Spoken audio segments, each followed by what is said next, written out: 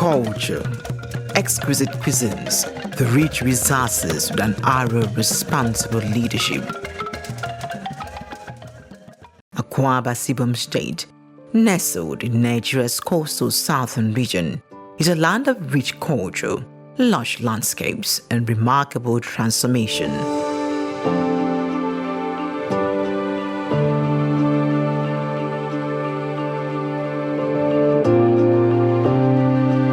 This all-rich state has grown from its agrarian roots to become a hub of industrialization and innovation, with breathtaking beaches, vibrant festivals mixed with cultural displays, and a commitment to sectoral reform. Akwa Ibom stands out as a symbol of progress in the Niger Delta.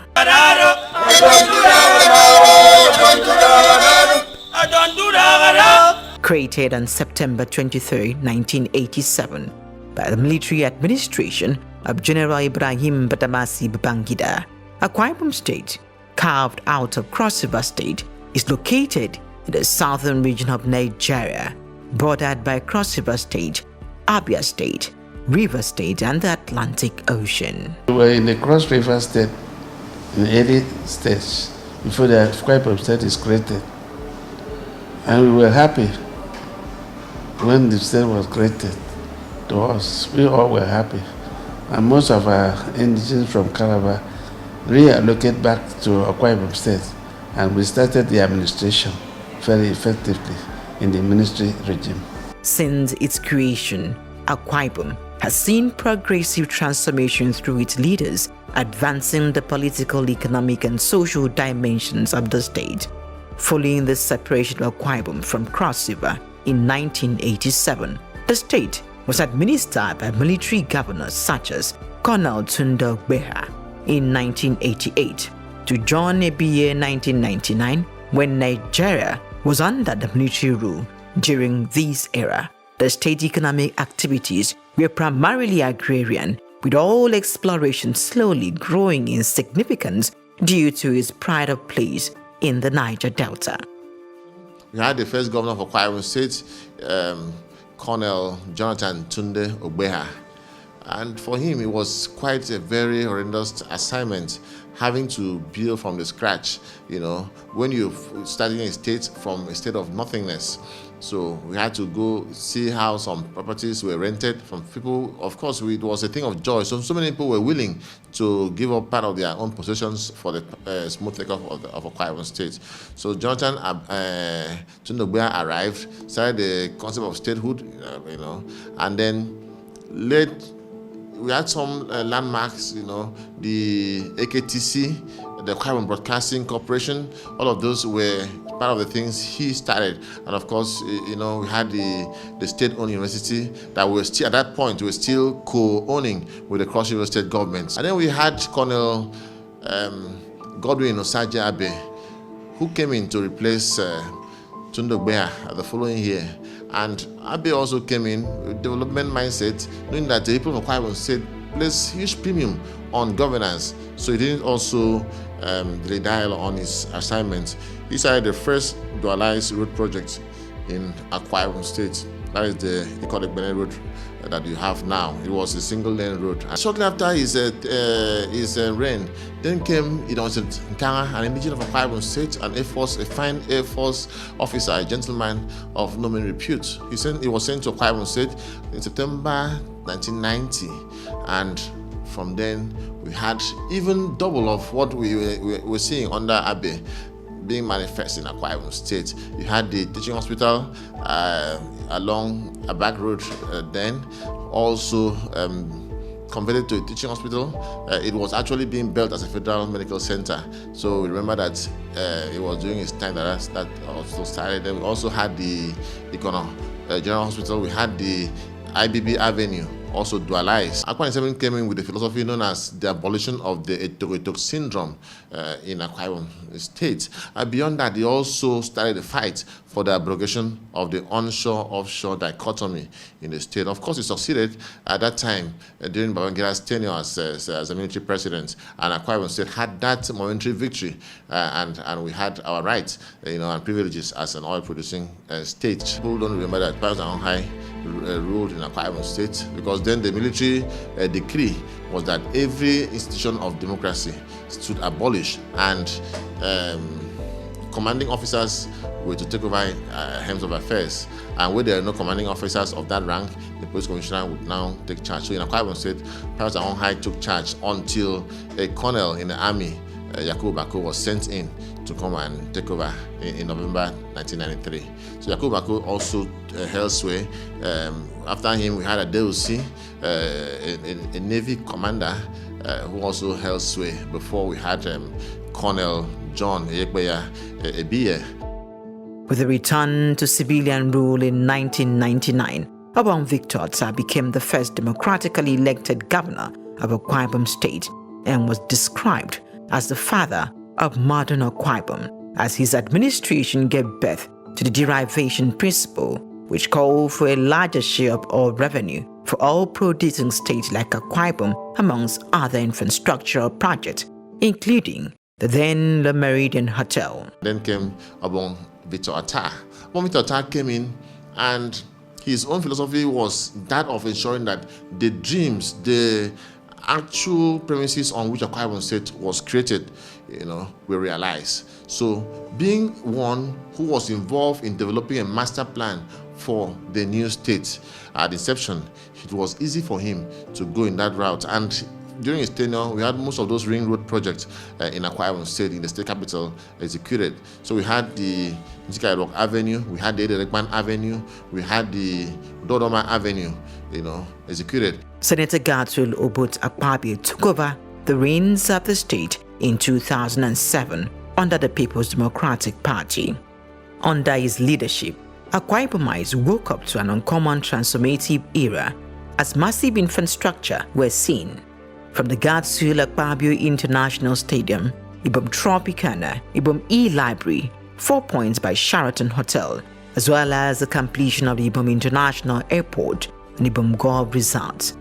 His administration is credited with improving the state internally generated revenue and focusing on human capacity development. His Excellency Chief Godswill Akpabio, now Senate President, came into office for 8 years also. Opened up more roads, built the International Stadium, built the E-Library, started work and took it to an advanced level of the Ibom Tropicana Center, the specialist hospital at the TAM, and a host of other places that he did. He did a whole lot to market Akwa Ibom State. The gentleman drew quite a lot of attention to Akwa Ibom, and he's a very flamboyant person, brought that flamboyance to bear in the way he administered the state. A lawyer, a young man with vigor, and like he always said, he approached development with anger, from a point of the fact that the state ought to even be better off where he found it. And that energy, that vigor, was what culminated in the uncommon transformation process that we witnessed in the state at that time. From Ikodek Bene to Yo to Itu, to Abak, we ran massive road infrastructure we witnessed. Such road infrastructures include the Abak Ikodek Bene dualized road project. We also had the Ekimitam, the Doro Ekimitam road dualized road project with a bridge. Of course, the Yo Abak road also came with a long bridge, such that people even nickname it the hanging bridge. Very long and elegant bridge. And of course, he introduced flyovers in Akwa Ibom State. In 2015, Dekan Udom Gabriel Manbo, a former banker and technocrat, succeeded Senator Gatul Akpabio.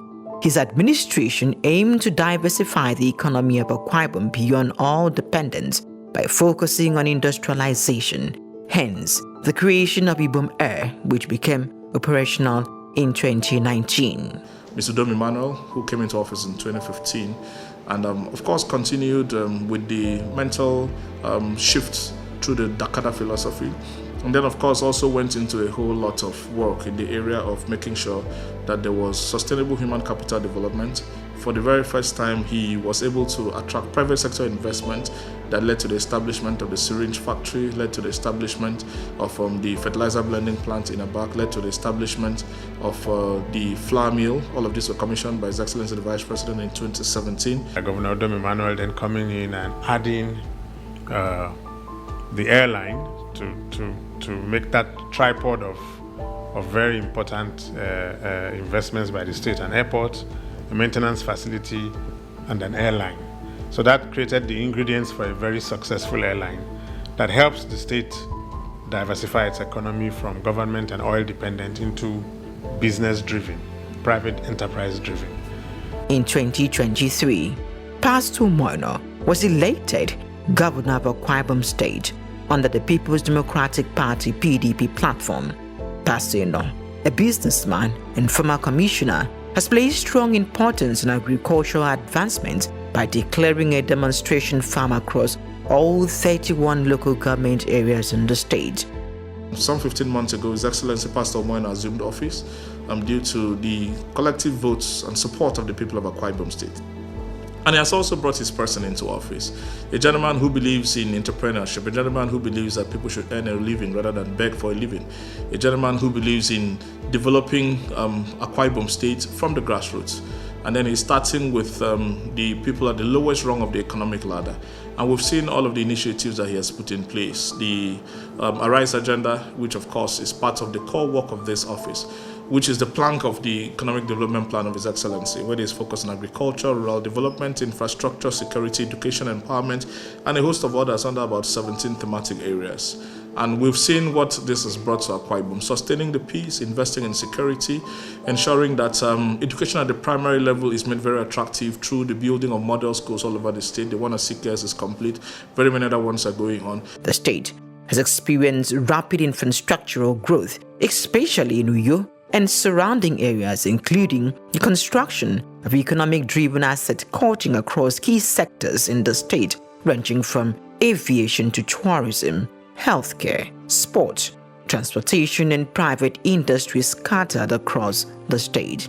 I do solemnly swear. As an arm of government, Akwa Ibom State legislative body has evolved since the creation of its House of Assembly in 1992, which marked the beginning of the First Assembly. Initially, the Assembly functioned under military oversight with limited autonomy until the return to democracy in 1999. Since then, the legislative body has grown in stature, engaging in more robust lawmaking, oversight, and representation functions. Today, the 8th Assembly, being the current legislative houses, continue with enhanced legislative action. We shall redefine the concepts of effective representation through legislations and resolutions that will guarantee social and economic freedom for the people of Akwa Ibom State, so as to make our dear state a model for national development. Distinguished colleagues, as we begin our individual and collective assignments, permit me to refresh your mind on the immortal words of Woodrow Wilson, who once said, "The judiciary in the state has made significant strides in ensuring fairness, accountability, and access to judicial reforms. This is being felt in the establishment of more courts. The state focus on legal education and training of practitioners across various sectors of the state has enhanced the capacity of statewide representation." From the last regime of Udom Emmanuel and the current regime of Pastor Moino, there's been a level of industrial development that has been so fast that we are struggling in the Ministry of Justice to create enabling legislation to catch up with what is going on. Look at the airport now. We have a plan now to build a hub, an aviation hub here. This comes with legal imperatives that we have to work hard in the ministry to catch up with. Today, you have lawyers who are now training as aviation lawyers. They were not doing that in the past. You have a thriving airline that comes with legal consequences. We have to train lawyers who understand aviation law, who can defend claims against the airlines and so on. Now we're going to have a brand new airport terminal building, which is going to be completed maybe by December or thereabouts. That comes with legal issues that we never knew before. With the availability of state-of-the-art primary and secondary healthcare facilities across the state and the Ibom Specialist Hospital, healthcare has been given optimal priority. In 2006, the state allocated approximately 3.85 billion naira to health, which represented 3.25% of the total budget and had a 4% increase in 2012. The health sector of any state or any polity is an important one, because if you don't have healthy people, you really do not have people. Development cannot take place. And in the context of that, the Akwa Ibom state health sector has also been developing, and I would not say we are there yet, but we are taking strong steps at every point in time to be able to add value to what we have within the healthcare sector. We have taken time to develop, renovate, and reconstruct, as well as equip and re-equip our health facilities, especially the secondary health facilities.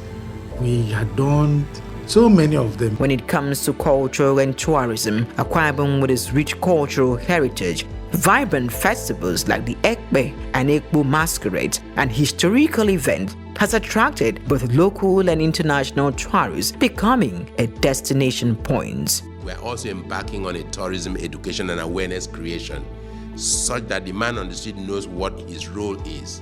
Because it's fairly new in this context, a lot of people shoehorn tourism to mean something else. Over the years, history somehow, because we're docile in telling our own story, and that's why some historians erroneously credited the 1929 women riot to another city rather than Ikorobasi. That's how also there is this contentious issue of where and when and how the amalgamation of Nigeria took place. But however, we have all those relics here. And so when you put all that into context, you would see that we are moving towards an era where job creation, wealth creation, poverty alleviation will begin to gradually leave the hands of government predominantly. Akwa Ibom is characterized by its coastal geography, bordered by the Atlantic Ocean to the south. Hence, rapid urbanization is important to sustainable land use, as proper land management policies have been introduced to balance the economic growth of the state over the last 3 decades. Ensure complete administration of land as a means of sustenance and subsistence living.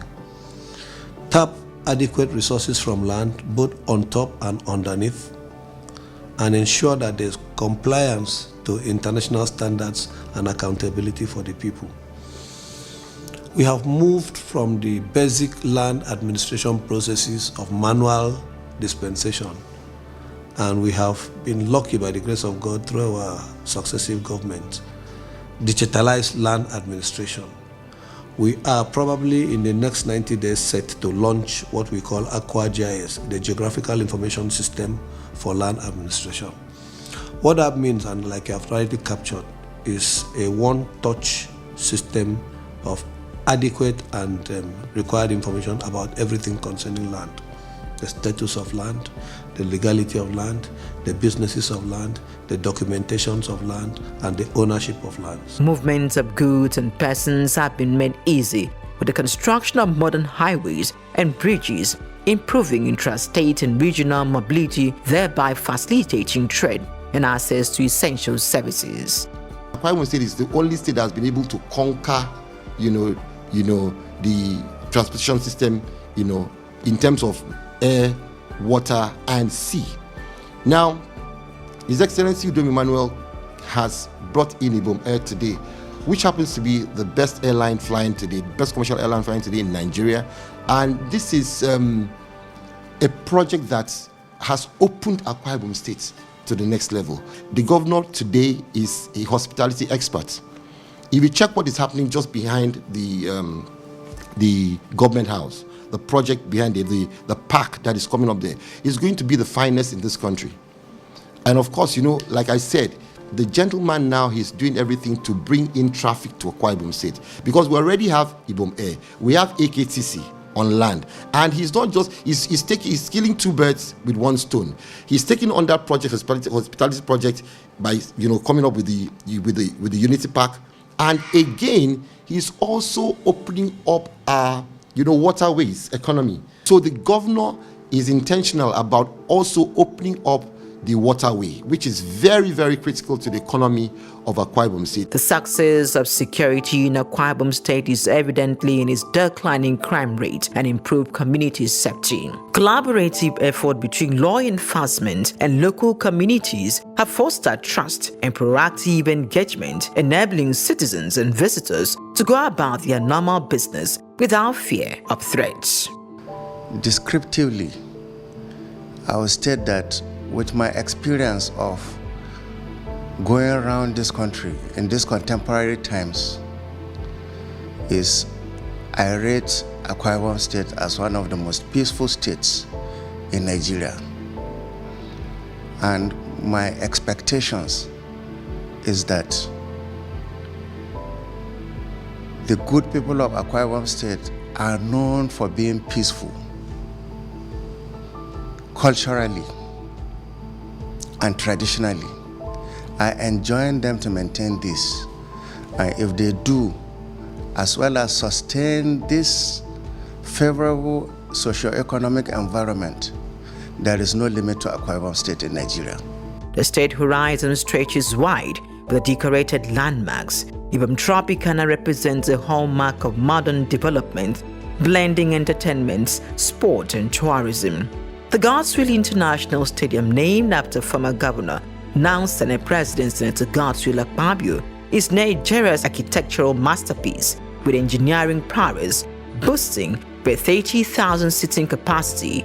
Indeed, the stadium is now the home ground of the Super Eagles matches. With Ibom Air's wings, the nation's commerce takes a flight, connecting the nation to every corner of West Africa and bridging cultural divides. And the benefit to Akwa Ibom and Akwa Ibomites is immense. Opportunities to become professionals in various areas of aviation, world-class professionals right here in Uyo. Opportunities for people to come into Uyo when they want to come and leave when they want to come, and to go through Uyo, to go elsewhere and come back through Uyo. Just like any other hub airport, like Addis Ababa, like Dubai. Eventually, both the airport, the MRO, and the airline will create an aviation ecosystem in Uyo that will be the pride of not just Akwa Ibom, but of Nigeria in the whole of the world. This is driving tourism. Creating the opportunity for people to travel in and out of Akwa Ibom is driving tourism. The investments, the hotel occupancy in Uyo has never been this high. It's 90%.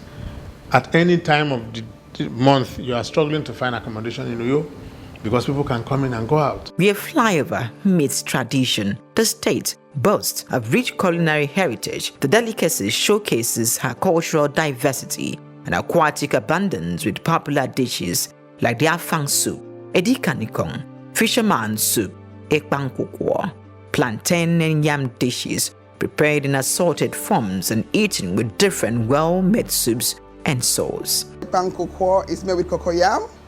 Cocoyam has anti-inflammatory and antioxidant. It's a source of fiber for the body, so we need to add up cocoyam as part of our daily meals. You won't be sick if you take cocoyam. You could have it as a swallow. You can have cocoyam as ekpankukwo. You can have cocoyam as kind of oto, which that's what we call in Akwa Ibom State. This is white soup. It's called a fiaifere in Akwa Ibom State. This fiaifere boat in Akwa Ibom State it's high in protein. This is edikanikong. It's a good source of vegetable for the body. It's a good source. It gives us blood, and it's healthy. You open your bowels easily. You won't have difficulties in digestion. It's quite good. This is bitter leaf soup. Bitter leaf soup is high in fiber.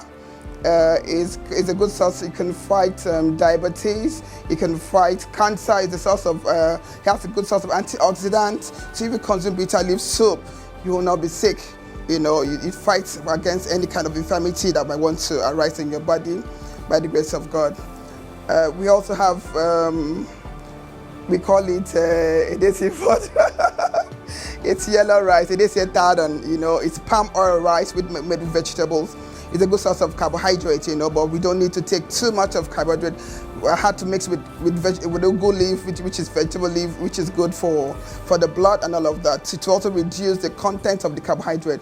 It's been 37 years of statehood, 37 years of unparalleled growth. So let us marry at the thought that the true spirit and resilience of the Akwa Ibom people will foster an enigmatic push to the land of promise. Happy 37th anniversary, Akwa Ibom State.